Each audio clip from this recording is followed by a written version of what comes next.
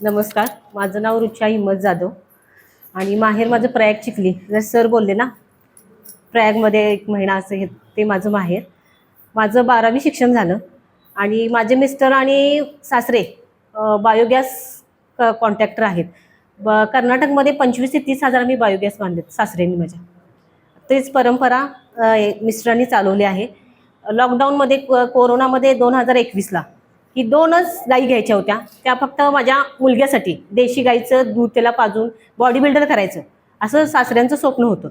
2 बघाय गेले. बेळगावमध्ये मोठा गोठा होता. त्यांनी सांगितलं की आम्ही 2 गाई देऊ शकत नाही. त्यांचा होता गोठा 55 गाई, बारीक मोठ्या अशा 55 गाई होत्या. आम्हानी सासऱ्यांनी मला तर काही विचारलंच नाही. मिस्टरांना पण सांगितलं फक्त 2 गाई बघायच्याच चला. साहेब पण आमचे गेले, ठरवून आले आणि त्या गाई उतर जाणं माझ्या पोटामध्ये गोळा आला.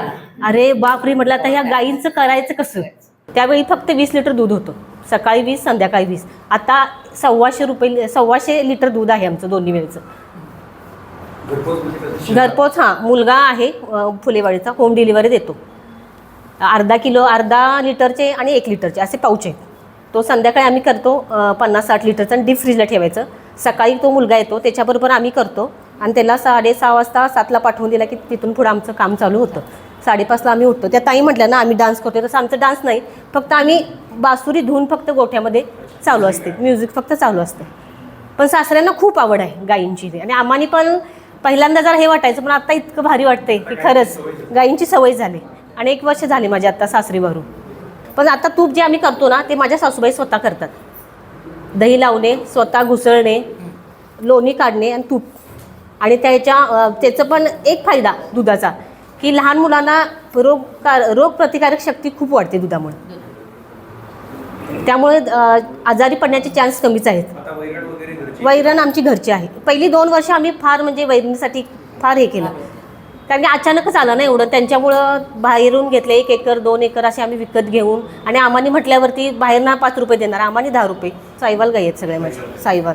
त्याचे शेणीचं धूप आणि गोवरे शेणी करायच्या रोज संध्याकाळी. त्याचे धूप करून घरातून जर आपण रेग्युलर निगेटिव्हिटी पूर्ण बाहेरून सकारात्मक ऊर्जा घरी निर्माण होते. एक मात्र फायदा आहे त्याचं. गोमूत्र आम्ही गोमूत्र म्हणजे हे वापरत नाही आम्ही, सेंद्रिय शेती सासऱ्यांनी पण केली.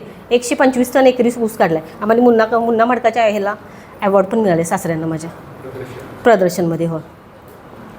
आणि RCC बांध आहेत सगळे. 5.5 एकर माझ्या सासऱ्यांची शेती आहे. 5.5 एकर शेतीला सगळे RCC बांध आहेत. हात पायाला तुमच्या शेतातली माती पण लागत नाही, इतकी ॲटोमॅटिक शेती केलेली आहे. 4.5 एकरची सरी आहे. त्यालामध्ये ठिबक सिंचन आहे थोड्याला, आणि थोड्याला कॉक आहेत. फक्त कॉक लावायचं. आम्हाला माहीत झाले आता अर्धा-पाऊण तासामध्ये हा ओपा होतोय, एक ओपा होतोय. त्यावेळी फक्त चालू करायची. घरातूनच करते मी, चालू करते अर्ध्या-पाऊण तासानं बंद करते. इतकी सिस्टीम भारी केलेली आहे सासऱ्यांना आमची. काही नाही, काही नाही. आम्हाला म्हणता तुम्ही मोठी लोक आहे, तुम्हाला काही मिळतच नाही. आम्हाला आमचे कोण धडपडी पण नाही आहेत. आमचे मिस्टर म्हणतात आमचे स्वतःचे पैसे कोण देत नाहीत आणि सरकारचे पैसे कोण आम्हाला देणार. त्यामुळे आपलं काय असेल ते स्वतःचं, आम्ही दुसऱ्या शिकेल.